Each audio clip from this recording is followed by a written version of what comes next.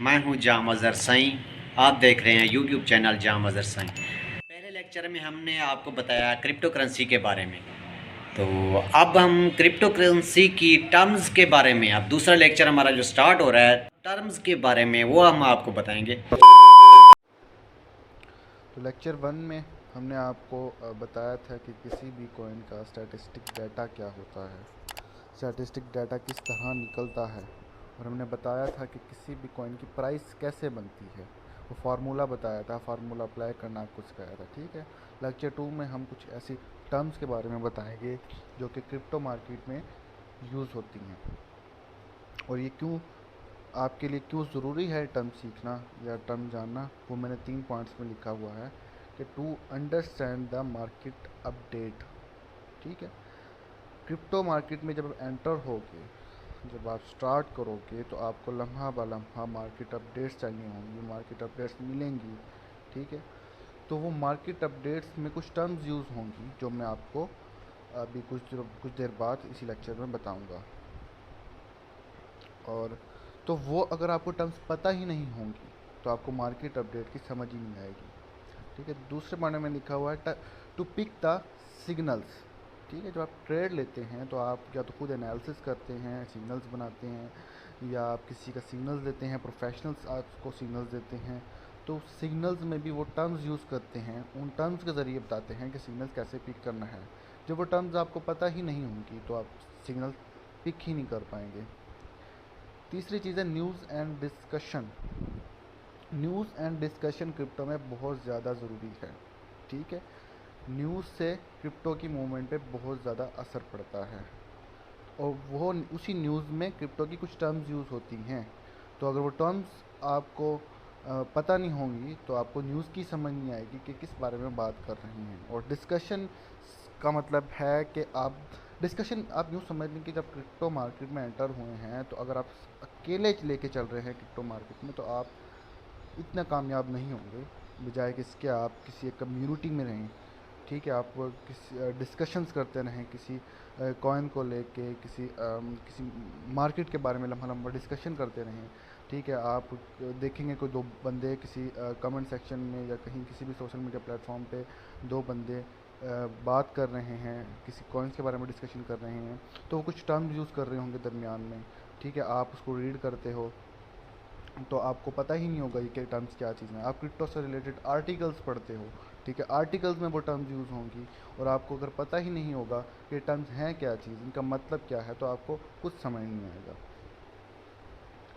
تو پہلی ٹرم، یہ ٹرم نہیں ہے ایکچولی، یہ کوائن ہے بٹ کوائن، اس کا سمبل ہے BTC۔ یہ ٹرم نہیں ہے لیکن میں نے اس کو اس لیے ایڈ کیا ہے اس لیکچر میں کیونکہ یہ BTC بہت جگہ یوز ہوتا ہے، جہاں کرپٹو کی بات ہو وہاں بٹ کوائن کی بات نہ ہو، ایسا نہیں ہو سکتا، بلکہ ہر مارکیٹ اپڈیٹ میں آپ کو BTC لکھا نظر آئے گا، ٹھیک ہے۔ تو BTC صرف ایک بٹ کوائن کا سمبل ہے، ہر کوائن کا الگ سے سمبل ہوتا ہے، ٹھیک ہے۔ تو بٹ کوائن کا سمبل BTC ہے، اور یہ کیونکہ بہت زیادہ یوز ہوتا ہے ہر جگہ ورڈ، تو اس لیے میں نے اس سلائیڈ میں یہ آپ کو بتایا ہے یا رکھا ہے۔ پھر ہے آلٹ کوائن۔ بٹ کوائن کو چھوڑ کر کرپٹو مارکیٹ میں جتنی بھی کرنسیز ہیں وہ آلٹ کوائنز ہیں، ٹھیک ہے۔ میں نے لکھا بھی ہوا انگلش میں، any crypto currency other then but coin, ٹھیک ہے۔ بٹ کوائن کو نکال کر باقی جتنی بھی کرنسیز ہیں، چاہے وہ جتنی بڑی کرنسی ہے، ایتھیریم ہے، ٹھیک ہے، یا UNFI ہے، سول ہے، جو بھی ہے، وہ آلٹ کوائنز انہیں کہتے ہیں، ٹھیک ہے۔ نیکسٹ آ جاتا ہے شٹ کوائن۔ شٹ کوائن سے مراد وہ کوائن جس میں بالکل ہی پوٹینشیلز نہ ہو، ٹھیک ہے۔ زیادہ تر جو شٹ کوائنس ہیں وہ اسکیمرز یوز کرتے ہیں ان کا، ٹھیک ہے۔ وہ لوگ جن کو کرپٹو کرنسی کے بارے میں نہیں پتہ، تو کچھ اسکیمرز آتے ہیں، ان لوگوں کو پھنساتے ہیں، ان کو لوٹنے کی کوشش کرتے ہیں، کوئی شٹ کوائن دکھا کے کہ ہمارے پاس شٹ کوائن ہے، یہ ایک اچھا پروجیکٹ ہے، آپ نے اس پہ انویسٹ کریں، یہ کریں وہ کریں، ٹھیک ہے۔ تو وہ آپ کو لوٹتے ہیں، تو یہ شٹ کوائن ہوتے ہیں جن کی جو نہ تو کسی ایکسچینج پہ لسٹ ہوتے ہیں، نہ ان کی اتنی جو ہے کسی ایکسچینج کے تھرو ٹریڈز ہو رہی ہوتی ہے، لیکن وہ ایگزسٹ کرتے ہیں، ان کو اسکیمرز یوز کر رہے ہوتے ہیں، کیونکہ میں نے آپ کو پہلے بھی بتایا تھا کہ کرپٹو کی مارکیٹ میں 20,000 سے زیادہ کرنسیز ہیں، ٹھیک ہے۔ तो बंदा कोई भी स्कैमर आके कोई भी एक मामूली सा एक शिट कॉइन उठा के आपको लूटने की कोशिश कर सकता है, तो शिट कॉइन से दूर रहना है। फिर आ जाता है बेयर या सेलर, ठीक है। तो सबसे पहले तो मैंने यहाँ एक लफ्ज़ टर्म यूज़ होती है ना बेयर, अब एक रीच है बेयर, ठीक है। वो जब अपने टारगेट पे अटैक करता है तो वो उसको अपने पंजों से ज़मीन की तरफ से पटकता है, ज़मीन की तरफ पटकता है, मतलब वो उसको नीचे की तरफ धकेलता है। तो इसी तरह जो सेलर होता है, बेचने वाला, ठीक है, वो जब कॉइन को बेचता है तो कॉइन की प्राइस है वो डिक्रीज़ होती है। एक कॉइन की प्राइस कब डिक्रीज़ होती है? जब उसके ख़रीदने वाले कम हों, उसके बेचने वाले ज़्यादा हों, ठीक है। तो जो बेचने वाले को इसीलिए बेयर कहते हैं, क्योंकि वो मार्केट को नीचे गिराता है। जिस तरह एक रीछ अपने टारगेट को अपने पंजों से ज़मीन की तरफ पटकता है, नीचे गिराता है। बेरिश एंड डंपिंग, ठीक है। बेरिश बेयर से निकला है, तो साफ सा मतलब है बेयर जिस तरह नीचे गिराने वाले को कहते हैं, बेरिश का मतलब भी एक नीचे की मूवमेंट होगी, ठीक है। मैंने लिखा हुआ है नेगेटिव प्राइस मूवमेंट या प्राइस डिक्रीज। जब प्राइस किसी कॉइन की डिक्रीज होती जा रही है उसका मतलब है बेरिश मूवमेंट, या उसको डंपिंग भी कहते हैं, ठीक। नेक्स्ट है बुल या बायर, ठीक है। अब जैसे बेरिश में आपको बताया था कि बेयर जो होता है वो अपने टारगेट को अपने दोनों पंजों से नीचे की तरफ पटकता है, इसलिए सेलर को बेयर कहता है। इसी तरह बायर को बुल कहते हैं, क्योंकि एक कॉइन की प्राइस इंक्रीज़ तब होती है, बढ़ती तब है जब उसको ख़रीदने वाले ज़्यादा हों और उसको बेचने वाले कम हों, बायर ज़्यादा हों, सेलर्स कम हों, ठीक है। तो बुल जब किसी भी एक जो बुल होता है वो जब किसी पे अपने टारगेट पर अटैक करता है तो उसको अपने सींग से नीचे से उठाता है, उसको सींग मारता है, उसको ऊपर की तरफ उठाता है, ठीक है। इसी तरह जो बायर जो होते हैं वो मार्केट को ऊपर की तरफ उठाते हैं, कॉइन की प्राइस को ऊपर की तरफ उठाते हैं। और बुलिश इसी तरह बुलिश से निकला है कि जब प्राइस की मूवमेंट ऊपर की तरफ जा रही हो, किसी भी कॉइन की प्राइस ऊपर की तरफ जा रही हो, तो उसको हम कहते हैं बुलिश मूवमेंट, ठीक है। पॉजिटिव प्राइस मूवमेंट या प्राइस इंक्रीज मैंने लिखा हुआ है, ठीक है। इसको पंपिंग भी कहते हैं, पंप होना कॉइन का, ठीक है। अब दोबारा मैं रिपीट कर देता हूँ, कॉइन की प्राइस डिक्रीज हो रही है डंपिंग, इंक्रीज हो रही है pumping. Entry, price of a coin from where you want to enter in a trade, ठीक है। एक आप ट्रेड लेना चाह रहे हैं, एक कॉइन की एक प्राइस है, ठीक है। आप उस कॉइन की प्राइस से आप ट्रेड लेते हैं कि यहाँ से इस कॉइन की प्राइस इंक्रीज़ होगी, ठीक है। तो जिस जगह से आपने ट्रेड में एंटर हुए थे, जिस प्राइस पर आप उस ट्रेड में एंटर हुए थे, वो आपकी एंट्री है, ठीक है। फॉर एग्जांपल मैं आपको एक मिसाल दे देता हूँ कि एक कॉइन है एक्स, ठीक है। उसकी मार्केट पे प्राइस चल रही है $5.3, $5.3। आप $5.3 पे कोई ट्रेड लगा देते हैं, अप की या डाउन की, ठीक है, लॉन्ग या शॉर्ट जो भी। तो वो तो एक अलग चीज़ है कि वो आपको प्रॉफिट देता है लॉस देता है, लेकिन जो 5.3 आपकी जो जहाँ आपने ट्रेड में एंटर हुए हो, जिस जगह पे आप ट्रेड में एंटर हुए हो, जहाँ से आपने ट्रेड शुरू की है, वो आपकी है एंट्री, ठीक है। तो एंट्री आपको समझ आ गई। अब आगे है long, a trade in which you bid that price of a coin will increase, ठीक है। ये ऐसी ट्रेड है जिसमें आप शर्त लगाते हो या बिड लगाते हो या प्रिडिक्ट करते हो कि कॉइन की प्राइस यहाँ से इंक्रीज़ होगी, ठीक। एक कॉइन है एक्स ले लिया, ठीक है, उसकी एक प्राइस चल रही है, कुछ भी चल रही है, ठीक है। आप वहाँ से उस पर ट्रेड लगाते हो कि यहाँ से इस कॉइन की वैल्यू इंक्रीज़ होगी, इसका मतलब ये है कि आप उसकी पोजीशन को लॉन्ग कर रहे हो, ठीक है। तो ये लॉन्ग आपको समझ आ गया। लॉन्ग करना क्या होता है? पोजीशन लॉन्ग करना मतलब आप उसको एक कॉइन की प्राइस पे बिड लगा रहे हो कि वहाँ से उसकी प्राइस इंक्रीज़ होगी। शॉर्ट बिल्कुल लॉन्ग के अपोजिट है, ठीक है। अ trade in which you bid that the coin of price will decrease, एक कॉइन की प्राइस चल रही है, आप उसमें ट्रेड में एंटर होते हो और आप बिड लगाते हो कि वहाँ से उसकी प्राइस डिक्रीज़ होगी। इसका मतलब है कि आप उस पोजीशन को शॉर्ट कर रहे हो, ठीक है, ट्रेड लगा रहे हो मतलब आपने ट्रेड ली है, कौन सी ट्रेड ली है, आपने पोजीशन शॉर्ट की है, शॉर्ट ट्रेड ली है, उसको नीचे की तरफ लेके जा रहा है, ठीक है। तो शॉर्ट हो गया। उसके बाद आ जाता है टेक प्रॉफिट। यहाँ मैंने लिखा हुआ है द मार्केट पोजीशन या price of a coin where you want to book profit and close the trade.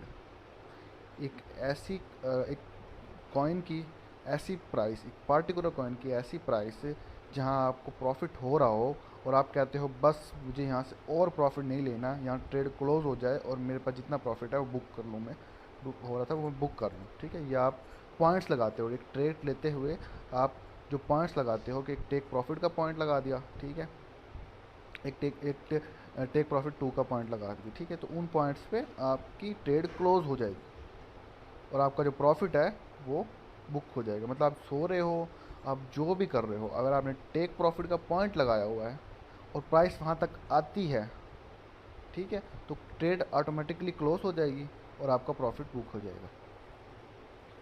Stop loss, ठीक है, ये इसी तरह है टेक प्रॉफिट के उलट। मार्केट पोजीशन या price of a coin where you don't want to bear more loss. मतलब एक कॉइन की ऐसी प्राइस चल रही है जहाँ आप लॉस में चल रहे हो, ठीक है।